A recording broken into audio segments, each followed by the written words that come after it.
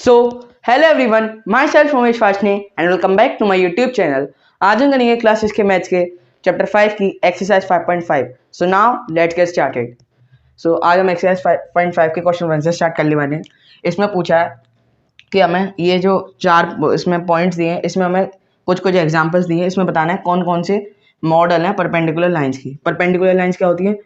कोई भी लाइन किसी दूसरी लाइन पे जब 90 डिग्री बना रही है तो उसे उन दोनों को परपेंडिकुलर लाइन बोलते हैं। या फिर मान लो ये ए बी है तो बोलते हैं, और ये सी डी है, A B is perpendicular to C D, है ना। और परपेंडिकुलर बाइसेक्टर क्या होता है कि जब 90 डिग्री एंगल भी बनना हो और एक लाइन दूसरी लाइन को दो इक्वल पार्ट्स में डिवाइड भी कर रही हो, ठीक है, तब भी उसे तब कहते हैं A B is a perpendicular bisector of C D. ठीक है, ये मैं आपको पिछले लेक्चर में समझा चुका हूँ, परपेंडिकुलर लाइन से परपेंडिकुलर बाइसेक्टर। ठीक है, आज हम ये कुछ मॉडल्स एग्जांपल्स पढ़ने वाले हैं। इसमें पहला पॉइंट है adjacent edges of a table top. Table top क्या होता है? जो आपके टेबल के ऊपर का हिस्सा होता है उसे हम टेबल टॉप कहते हैं। एडजेसेंट एजेस मतलब जैसे कोई भी ये शेप है रेक्टेंगल, तो जो इसकी पास वाली साइड है 3D, आपका टेबल टॉप एक सरफेस तो होगा नहीं, 3D शेप होगी, मोटा होगा, है ना। तो उसमें हम साइड्स को एजेस बोलते हैं। साइड्स को हम एजेस बोलते हैं, ये मैं आपको पहले बता चुका हूँ। साइड्स को हम एजेस बोलते हैं। तो एडजेसेंट मतलब पास पास, ये दो या फिर ये दो या फिर ये दो, तो है ना। अभी आपका टेबल टॉप को मैं ऊपर का सरफेस देख रहा हूँ, वो रेक्टेंगल की शेप में है, ठीक है, रेक्टेंगल की शेप में। मैं ये दोनों साइड देखूँ, चाहिए ये दोनों देखूँ, चाहिए ये दोनों देखूँ, बात वही है। तो यहाँ पे आप देखो 90 डिग्री एंगल बनना है। हाँ, इसको आप एक्सटेंड कर दोगे तो आप देखो परपेंडिकुलर होगी ये लाइन इसके। 90 डिग्री एंगल बनना है तो आपको पता है 90 डिग्री मतलब परपेंडिकुलर है। परपेंडिकुलर है तो पहला क्या दिया है, the adjacent edges of a table top. क्या वो मॉडल है परपेंडिकुलर लाइंस का? हाँ है ना। अगर इसको एक्सटेंड कर दोगे तो आपका परपेंडिकुलर लाइंस बन जाएंगी, ठीक है।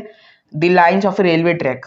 Lines of A railway track, railway track की लाइंस, क्या इसमें कोई 90 डिग्री बनना? ये तो पैरेलल लाइंस होती हैं। रेलवे ट्रैक की लाइन कभी आपस में मिलती हैं, तो पैरेलल लाइंस होती हैं, है ना।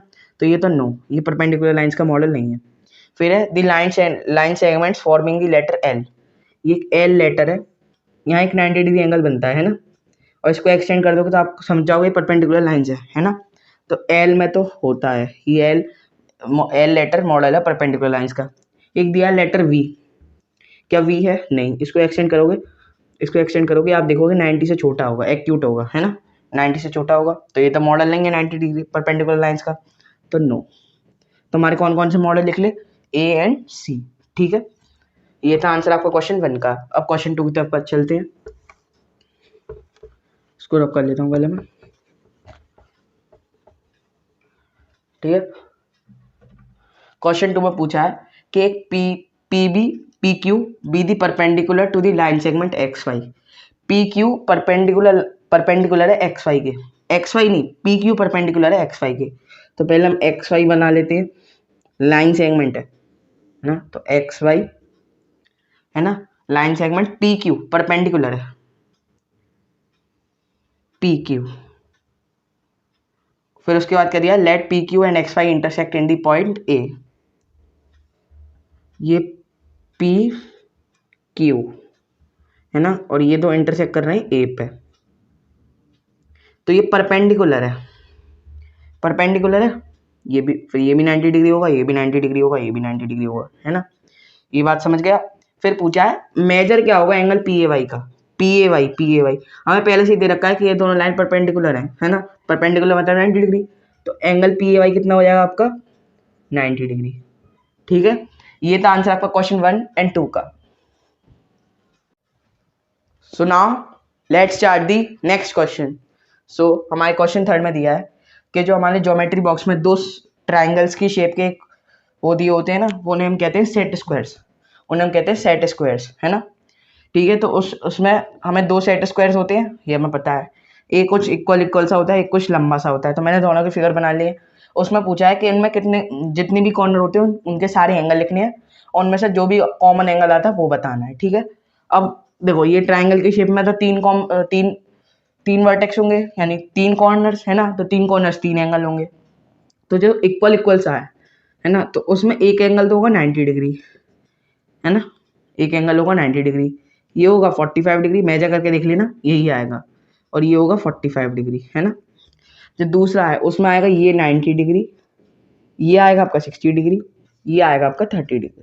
कॉमन कौन सा है? 90 डिग्री 90 डिग्री। तो कॉमन एंगल कौन सा हो गया? उसमें पूछा है ना common angle, measure of common angle. तो कॉमन एंगल का मेजर हो गया 90 डिग्री। ठीक है, कॉमन एंगल का मेजर हो गया 90 डिग्री। ठीक है, अब फोर्थ क्वेश्चन की तरफ बढ़ते हैं। फोर्थ क्वेश्चन में हमें दे रखा है कि ये लाइन एल है, एल है ये लाइन, ये वाली ये एल लाइन है, परपेंडिकुलर है एल एम के, है ना। L is perpendicular to M, मतलब 90 डिग्री एंगल बनना है यहाँ पे। ठीक है, ठीक है। अब इसमें क्वेश्चन पूछे हैं। पहला क्वेश्चन है is C E is equal to E G. C E क्या है? सी ई यहाँ से यहाँ तक है, 1 और 2, 2 यूनिट्स हो गया सी ई। ई जी कितना है? यहाँ से यहाँ तक, यहाँ से यहाँ तक 1 यूनिट 2 यूनिट, ये भी 2 यूनिट है। तो इसमें इक्वल पूछा है, क्या सी इक्वल टू ई जी है? हाँ, दोनों 2 यूनिट्स है, तो इसका आंसर होगा यस, हाँ इक्वल है। ठीक है, डस पी ई बाइसेक्ट सी जी। सी जी कहाँ है? यहाँ से लेके यहाँ तक। पी ई क्या है? ये वाली लाइन। तो बाइसेक्ट मतलब किसी भी चीज़ को दो इक्वल पार्ट्स में डिवाइड करना। तो आप देखो, जब सी जी है, पी ई है, तो ये एक हिस्सा हो गया और ये एक हिस्सा हो गया ई जी। ये हमें पहले बता दिया था कि दोनों इक्वल हैं। तो इक्वल मतलब दो इक्वल पार्ट्स में डिवाइड कर रहा है, और इक्वल मतलब बाइसेक्ट कर रहा है ना। तो पी ई बाइसेक्ट कर रहा है सी जी को, तो does P E bisect C G? Yes. क्योंकि क्यों? Because since C is equal to E G. फिर पूछा है दो लाइन सेगमेंट बताने हैं जिसके जिसके लिए पी एक परपेंडिकुलर बाइसेक्टर है। परपेंडिकुलर बाइसेक्टर मतलब ये वाली लाइन परपेंडिकुलर बाइसेक्टर है, हमें दो लाइन सेगमेंट बताने हैं उनके लिए, है ना, वो बताना है हमें। परपेंडिकुलर बाइसेक्टर मतलब 90 डिग्री भी और दो इक्वल पार्ट्स में डिवाइड भी कर रहा है। तो पहला लाइन सेगमेंट हो गया, देखो पहला लाइन सेगमेंट हो गया आपका डी एफ, यहाँ भी 1 यूनिट, यहाँ भी 1 यूनिट, 90 डिग्री बनाई रहा है, हमें गिवन है पहले से ही, है ना। तो डी एफ हो गया, एक डी एफ हो गया। डी एफ क्यों हो गया? डी एफ पी, ये दो इक्वल पार्ट्स में डिवाइड कर रहा है, ये भी 1 यूनिट, ये भी 1 unit is equal to 1 unit. इसका मतलब D is equal to E F, तो परपेंडिकुलर बाइसेक्टर है। दूसरा लाइन सेगमेंट देख लो, तो आप 2 2 के गैप में देख लो, तो आप हो गया सी जी, ये तो हमें पहले से ही पता है सी जी हो गया। एक और देखना चाहो, सी जी हो गया तो आपका बी एच देख लो, बी ई, है ना, बी एच देख लो आप। बी एच क्यों? क्योंकि बी ई में भी 3 यूनिट्स का गैप है और ई एच में भी 3 यूनिट्स का गैप है, तो दोनों इक्वल हो गए। तो एक और 90 डिग्री तो पहले से बन ही रहा है, तो एक बी एच हो गया। तो आप कोई भी दो लिख सकते हो, तो इसमें 2 पूछा है। ठीक है, फोर्थ पार्ट में आपसे ट्रू फॉल्स पूछिए, क्या स्टेटमेंट ये दिए हैं, ये ट्रू है। ए सी क्या? ए सी बड़ा है एफ जी से, ये साइन होता है बड़ा, मतलब एफ जी छोटा है क्या? ए सी से, है ना। देख लेते हैं ए सी क्या है, 2 यूनिट्स। ए सी कितना है? 2 यूनिट्स। एफ जी कितना है? एफ जी यहाँ से यहाँ तक सिर्फ और सिर्फ 1 यूनिट, तो 2 तो बड़ा होगा 1 से, और यही दिया है ए सी बड़ा है एफ जी से, तो ये तो यस है, ये भी ट्रू दी है स्टेटमेंट, है ना, ये ट्रू है। बी वाली देखते हैं, C D equals to G H. C D क्या है? सी डी यहाँ से यहाँ तक है 1 यूनिट, और जी एच कितनी है? 1 यूनिट, तो 1 यूनिट इजिकल्स टू 1 यूनिट, और दोनों इक्वल ही दिए, तो ये भी ट्रू हो गई।